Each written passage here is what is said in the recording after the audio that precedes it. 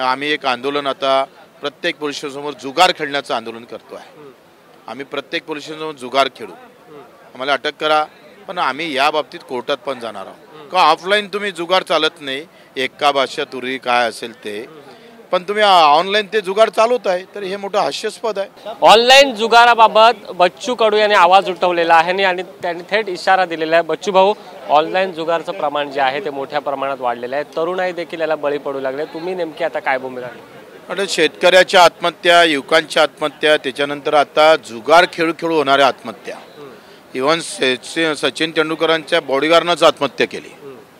आणि मग अशी सगळी अवस्था जर वाईट होत चालली असेल तर इथं प्रश्न खऱ्या अर्थानं महत्त्वाचा असा आहे का तुम्ही ऑफलाईन जुगार नाही खेळू शकत, गावातला गणपतराव जुगार खेळू शकत नाही, पण कंपनीतला अदानी अंबानी हा जुगार खेळू शकतो, त्याला परवानगी आहे।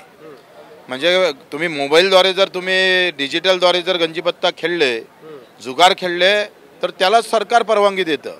ऑफलाईन खेळले तर परवानगी नाही, तो गुन्हा होऊ शकतो।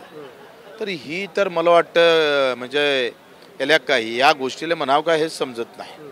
हे अशा प्रकारच्या विषमतावादी धोरण निर्माण करणे, असे कायदे निर्माण करणे, याच्यामुळे लोकांवरचा जो विश्वास आहे, लोकांचा शासनावरचा जो विश्वास आहे तो गमावून बसणार आपण। तुम्ही काय देतापेक्षा तुम्ही काय अंमलबजावणी करता, कोणत्या गोष्टी देता, हे फार महत्त्वाचं आहे। आणि मग या सगळ्या संदर्भात मला वाटतं आम्ही एक आंदोलन आता प्रत्येक पोलीस स्टेशनसमोर जुगार खेळण्याचं आंदोलन करतो आहे।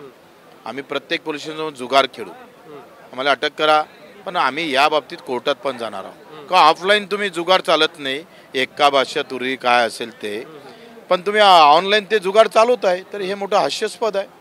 बच्चू भाऊ, पण आपण जर बघितलं असेल तर या ऑनलाईन जुगारची जाहिरात अनेक सेलिब्रिटी, मग ते सचिन तेंडुलकर असतील किंवा बॉलिवूडचे सेलिब्रिटी करताना पाहायला मिळतात, यांच्या विरोधात तुम्ही काय? त्यांना लाज शरम वाटली पाहिजे ना, का आपण पैशापोटी जर असं काही करत असेल आणि त्याच्यामुळे लाखो तरुण जर अडचणीत येत असेल तर यांच्या लाज शर्मा गेल्या कुठं?